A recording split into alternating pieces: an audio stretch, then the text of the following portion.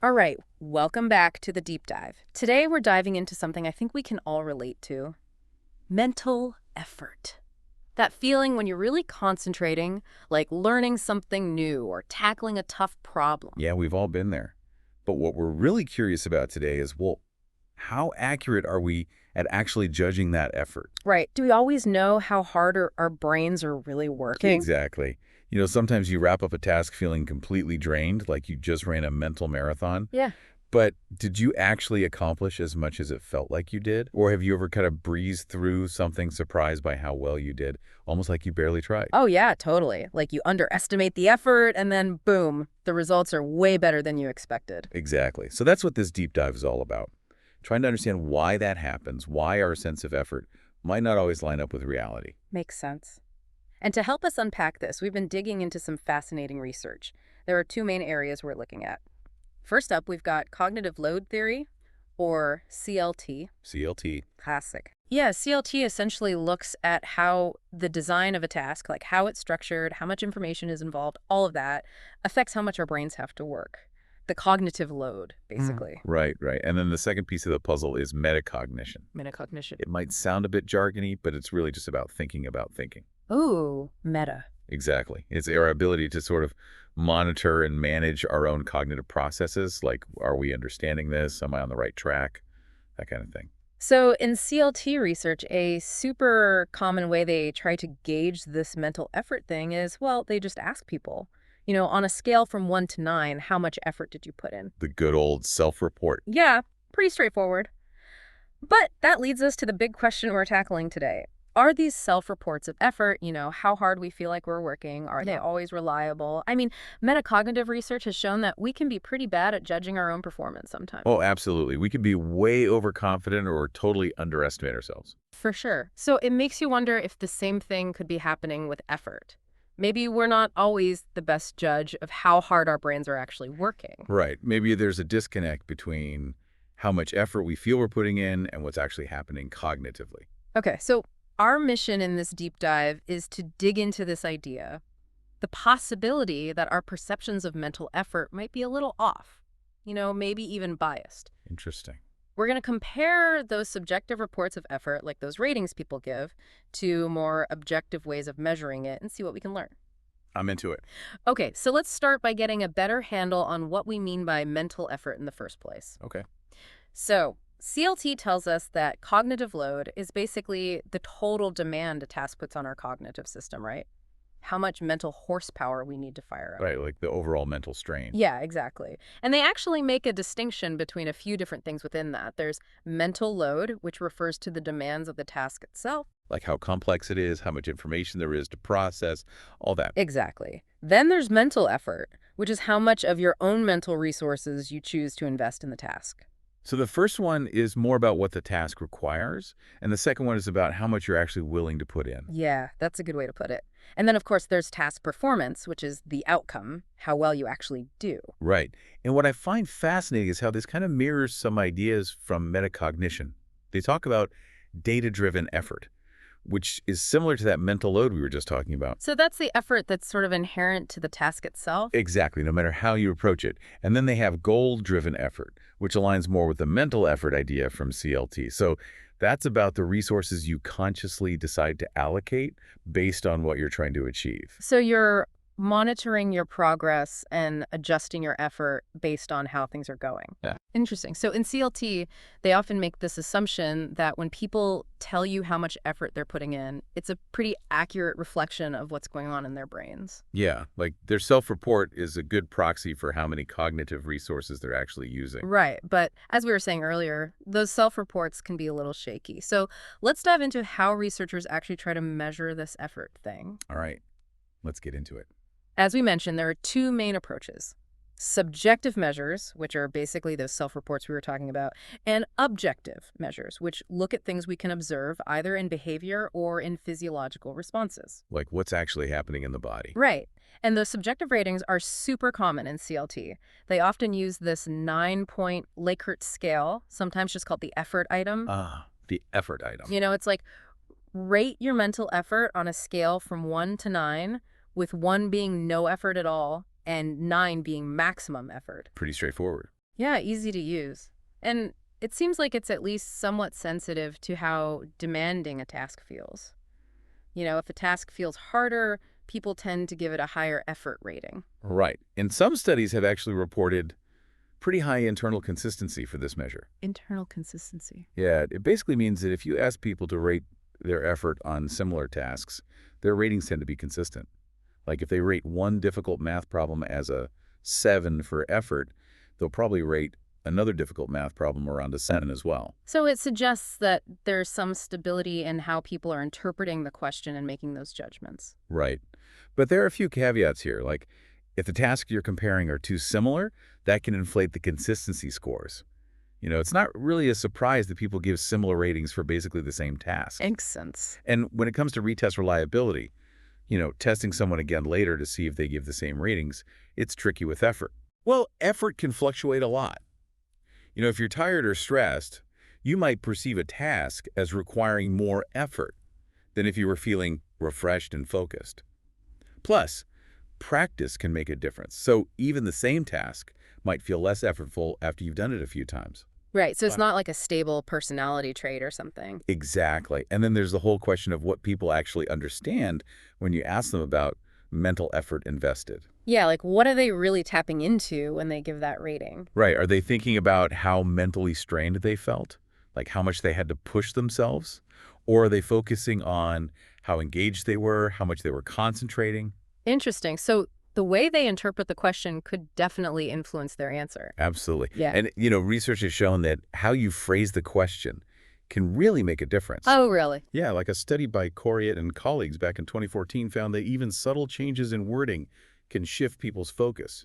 They might end up thinking more about the demands of the task itself, what we were calling data-driven effort earlier, or they might focus more on their own personal investment, the goal-driven effort. So just changing a few words can influence how people think about and rate their effort. Exactly. And here's another fascinating wrinkle from metacognitive research. It turns out people sometimes have negative feelings associated with higher effort. That's interesting. You'd think more effort would always be seen as a good thing. Well, it seems it's not always so straightforward. Like there was this 2019 study by Kirk Johnson and colleagues where they found that learners actually rated interleave practice, which is, by the way, a really effective way to study. They rated it as requiring more effort and feeling less effective than blotch practice, even though it leads to better learning in the long run. So they felt like they were working harder but not learning as much. Yeah, isn't that interesting? They even tended to choose interleave practice less often for future study, even though it's objectively better for their learning. So this suggests that feeling like you're working harder on something doesn't necessarily mean it's not working. In Yeah. fact, it might even mean you're engaging in a more effective strategy. That's a good reminder. Sometimes the things that feel harder are actually better for us in the long run. Definitely. Okay, so our feelings about effort are influenced by how we interpret the question, how it's worded, and even our beliefs about whether effort is good or bad. It's a complex picture for sure. It is, and it makes you wonder if maybe things like personality or mindset could play a role too. Oh, absolutely. Like, think about the difference between a fixed mindset, where people believe their intelligence is basically set in stone, versus a growth mindset, where they see intelligence as something that can be developed. Yeah. Research has shown that these mindsets can influence how people interpret their learning experiences. There was a study by Miele and colleagues back in 2011 that found that students with a fixed mindset were more likely to equate easy learning with easy remembering, and they might see effortful learning as a sign that they've hit their limit. Like, I'm working hard, so I must not be good at this. Exactly. But students with a growth mindset tended to see effort as a sign of engagement. They're putting in the work, they're stretching their abilities, and that's a good thing. They might even expect to remember things they worked harder on better. So, understanding your own mindset could give you a more helpful perspective on your effort experiences. Definitely. Okay, so we've been talking a lot about subjective measures of effort, those self-reports. But what about the more objective ways of measuring it? What can those tell us?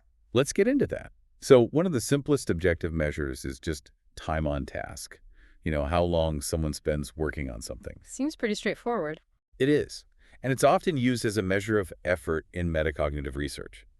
Like how long it takes you to learn something or answer a question can tell you something about how difficult you find it.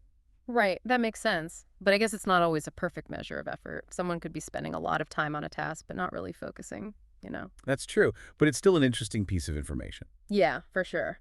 And what about the more, I don't know, high-tech methods? The physiological measures? Right. So these methods tap into how our bodies respond when our brains are working hard. They can give us a more direct window into what's happening physiologically during cognitive effort. Okay, like what kinds of things? Well, there's heart rate variability, which looks at the changes in the time between heartbeats. There's skin conductance, which measures changes in sweat gland activity, basically a measure of physiological arousal. And then there's brain activity, which we can measure using techniques like EEG or NIRs. EEG and NIRs. Yeah, EEG stands for electroencephalography, Hmm? and it measures the electrical activity in the brain. And NRS stands for near-infrared spectroscopy, and it measures brain activity by looking at blood flow. So with EEG, you're looking at the electrical signals, and with NIRS, you're looking at blood flow. Exactly. And then there's pupil dilation, which is basically how much our pupils widen. It turns out our pupils tend to get bigger when we're concentrating or when we're dealing with a lot of information. Wow, I never knew that. So all of these things, they're basically physiological responses that happen when our brains are working hard. Exactly. They're not a direct measure of effort itself, but they can give us clues about how much our cognitive systems are being taxed. So it's like a backdoor way of looking at effort. In a way, yes. And what are the pros and cons of using these physiological measures? Well, one big advantage is that once you've got them set up, they're generally less intrusive than asking someone to rate their effort all the time. Right, because those ratings can kind of interrupt the flow of what you're doing. Exactly. And physiological measures can often give you a continuous stream of data so you can see how effort changes over time, not just at a single point. That's cool. Yeah, and they can be really sensitive to even small changes in cognitive load. But of course, there are challenges too, like you often need to calibrate the equipment for each individual person. Everyone's baseline physiological responses can be a bit different. Right, so you need to kind of adjust for those individual differences. Exactly. And things like movement or even of just feeling emotional can introduce noise into the data, which makes it harder to interpret. So you need to be careful about controlling for those extraneous factors. Definitely.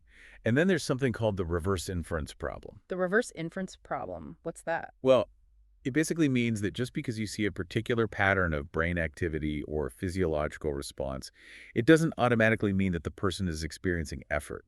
It could be related to other cognitive processes too. So you need to be cautious about jumping to conclusions based on physiological data alone. Exactly. You need to consider the whole context, what the person is doing, what other factors might be influencing their responses. Okay, so both subjective measures and objective measures have their strengths and weaknesses. For sure.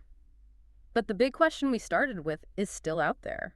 How accurate are those subjective effort appraisals?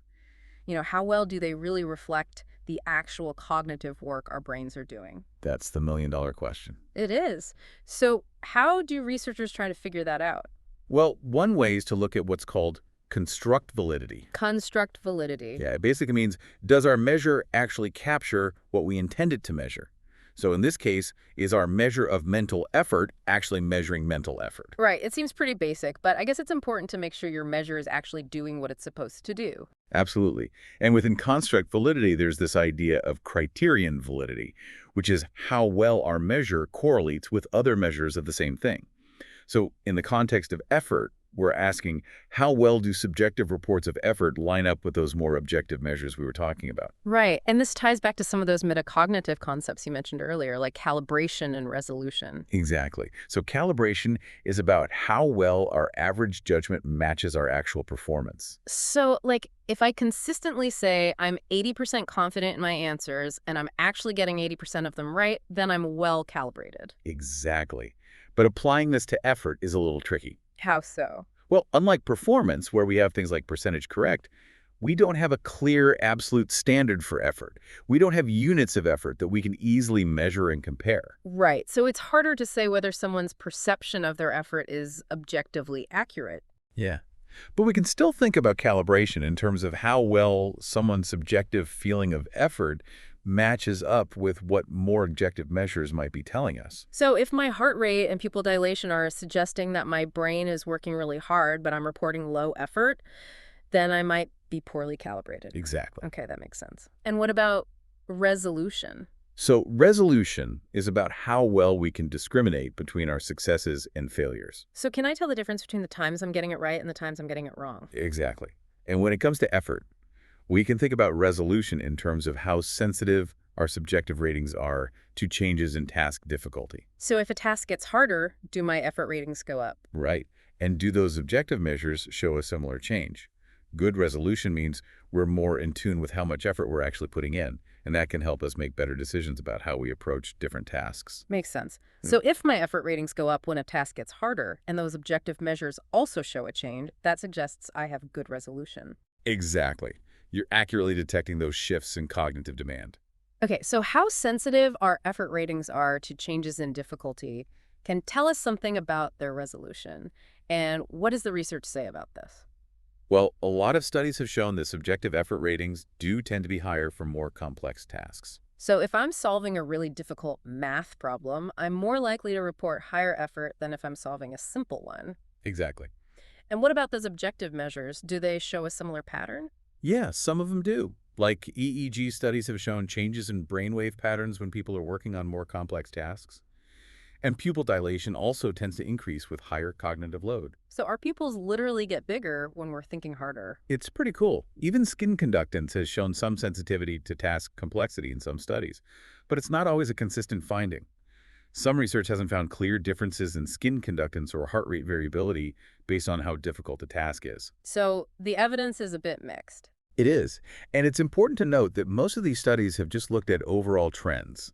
You know, do effort ratings go up for harder tasks on average? They haven't really looked at how well subjective and objective measures align within the same individual. Right, that's key. You could have one person who's really sensitive to changes in difficulty and another person who's not, but those individual differences might get lost in the overall averages. Exactly.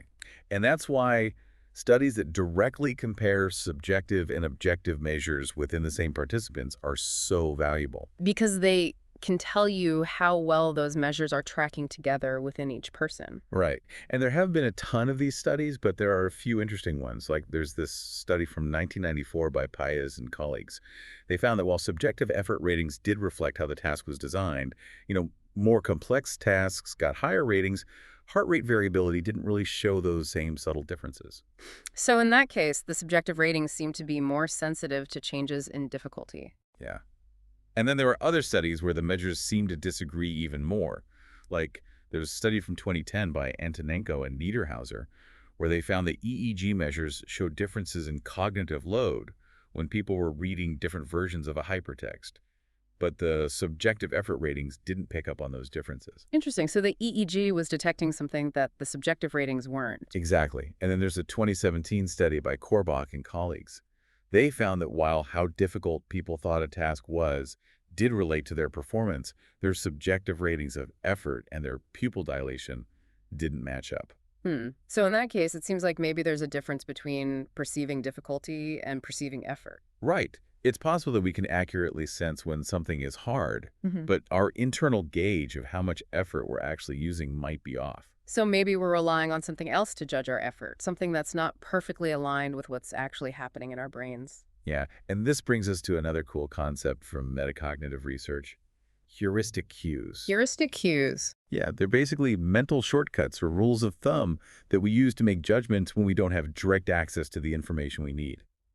So in the case of effort, maybe we're using these cues to estimate how hard we're working, even though we don't have a perfect internal effort meter. Exactly. And the problem is that these cues aren't always accurate. Like, what kind of cues are we talking about?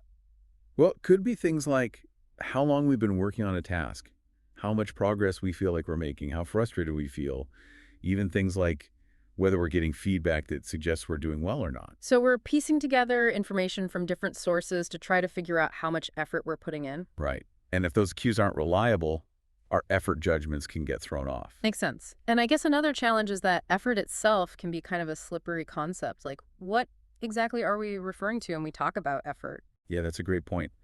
Are we talking about the effort we're experiencing at this very moment, or the total effort we've invested over the entire task? Or Or the average effort. Or the peak effort, like the most intense moment of concentration. Right. It's like asking, how's the weather? Well, it depends on when and where you're asking. Exactly.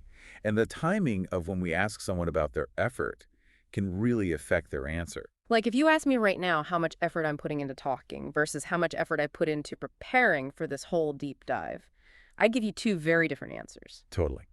And research has shown that this timing thing really does matter. Like, there's a 2012 study by Van Gogh and colleagues where they found that effort ratings given at the end of a task were generally higher than the average of the ratings given throughout the task. So people remembered it as being more effortful overall than it actually felt like in the moment? Exactly. And they also found that if they asked students to think about effort ratings ahead of time, it actually led to lower overall ratings later. So just being aware that you're going to be asked about your effort can change how you perceive it.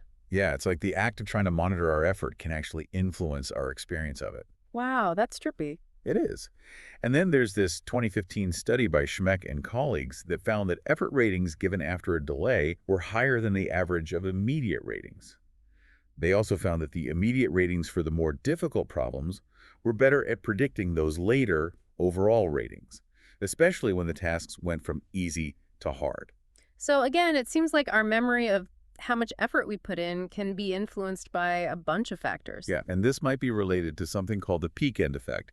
It's this idea that we tend to remember experiences based on their most intense point and how they ended. So that one super frustrating part of the task, even if the rest of it was pretty manageable, might make us remember the whole thing as being more effortful. Exactly.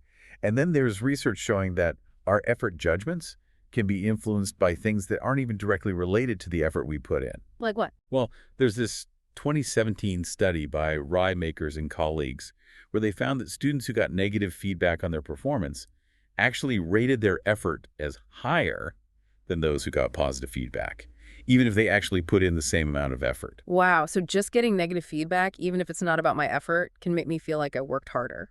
It seems so. And this might tie back to that idea we were talking about earlier, that people sometimes associate high effort with not being effective. So if I'm getting negative feedback, I might think, well, I must have really tried hard, but it still didn't work. Exactly. It's like our brains are trying to make sense of the situation, and one way to do that is to assume that we must have put in a lot of effort if we're not seeing the results we want. Makes sense. Okay, so we've covered a lot of ground here. What's the big takeaway message for our listeners? I think the main takeaway is that the relationship between how much mental effort we think we're exerting and how much we're actually using is complex and potentially prone to biases. It's not a simple one-to-one relationship. Right, and this is similar to what we see with judgments of learning and performance. We're not always the most accurate judges of our own cognitive processes. Exactly. So while asking people how much effort they feel like they're putting in can be a useful tool, especially in research, we need to be mindful of its limitations and the potential for these biases to creep in. Absolutely. It's about understanding the nuances, knowing that what we feel isn't always the whole story. For sure. So as we wrap up, here's something for our listeners to ponder. Think back to a time when you felt completely mentally drained after a task. Yeah, we've all been there. Now ask yourself, was that feeling an accurate reflection of the cognitive work your brain was actually doing? Or could other factors have been at play? Like those heuristic cues we were talking about, or the peak end effect. Right. Maybe you got some discouraging feedback, or maybe you just remember that one really difficult part more vividly than the rest. It's worth taking a moment to reflect on those experiences and see if you can identify any potential biases in your own effort perceptions. Definitely. And thinking about this stuff can actually help us make more informed choices about how we approach learning and problem solving. Absolutely. Understanding our own effort experiences can help us choose more effective learning strategies, manage our cognitive resources better, and even design better learning environments for others. And who knows, maybe it'll even help us be a little more forgiving of ourselves when we feel like we're not performing at our best. Yeah, sometimes our brains are working harder than we realize, even if it doesn't feel like it. Totally. So keep that in mind next time you're feeling mentally taxed. Your brain might be doing more than you give it credit for. And by continuing to explore this fascinating area of mental effort and its complexities, we can hopefully unlock even more insights to help us learn and perform more effectively. Absolutely. Thanks for joining us on this deep dive. We'll catch you next time. See you then.